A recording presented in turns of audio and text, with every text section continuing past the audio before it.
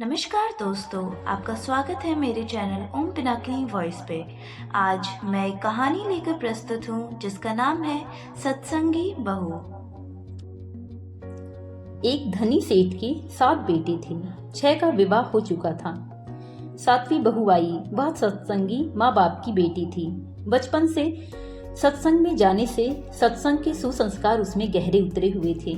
छोटी बहू ने देखा कि घर का सारा काम तो नौकर चाकर करते हैं, जेठानियां केवल खाना बनाती हैं, उसमें भी खटपट होती रहती है।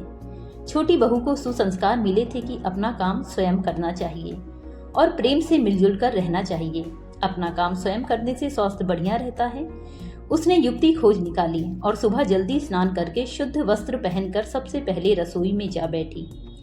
जेठानियों ने टोका, लेकिन फिर भी उसने बड़े प्रेम से रसोई बनाई और सबको प्रेम से भोजन कराया। सभी बड़े तृप्त व प्रसन्न हुए।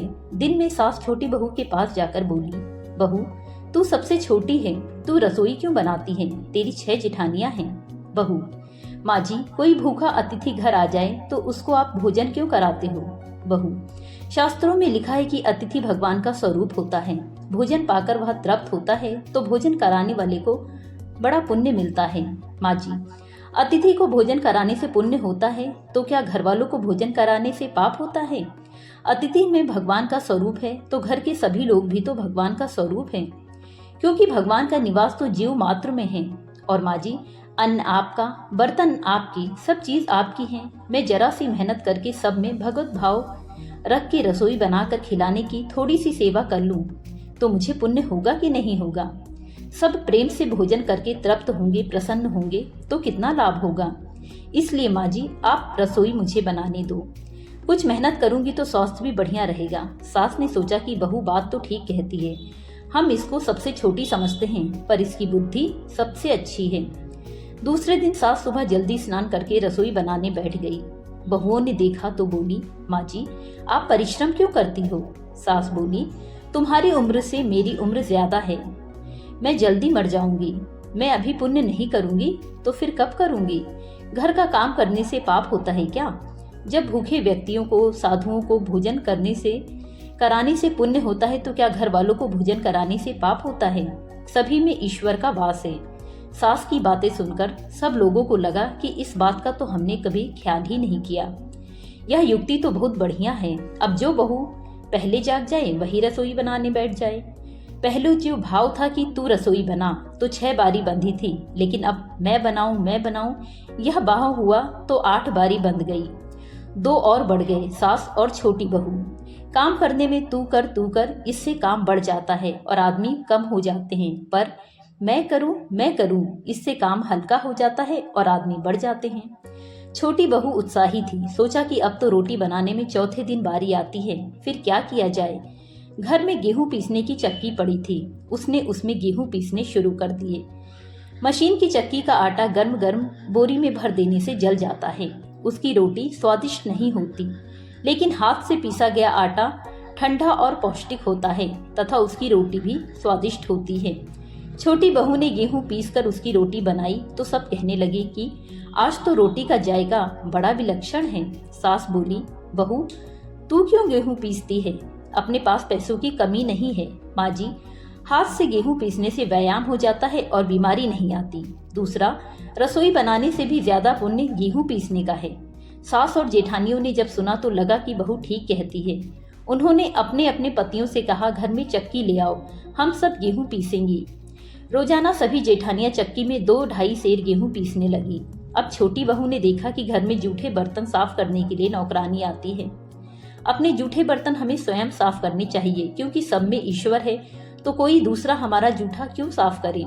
अगले दिन उसने सब बर्तन मांज दिए। सास बोली, बहू, विचार तो कर, बर्तन मांजने से तेरा गहना घिस जाएगा, कपड़े खराब हो जाएंगे। माँ जी, काम जितना छोटा उतना ही उसका महात्म में ज्यादा। पांडवों के यज्ञ में भगवान श्री कृष्ण ने जूठी पत्तलें उठाने का काम किया था। दूसरे दिन सास बर्तन मांजने बैठ गई। उसको देखकर सब बहुओं ने बर्तन मांजने शुरू कर दिए। घर में झाड़ू लगाने नौकर आता था। अब छोटी बहू ने सुबह जल्दी उठकर झाड़ू लगा दी।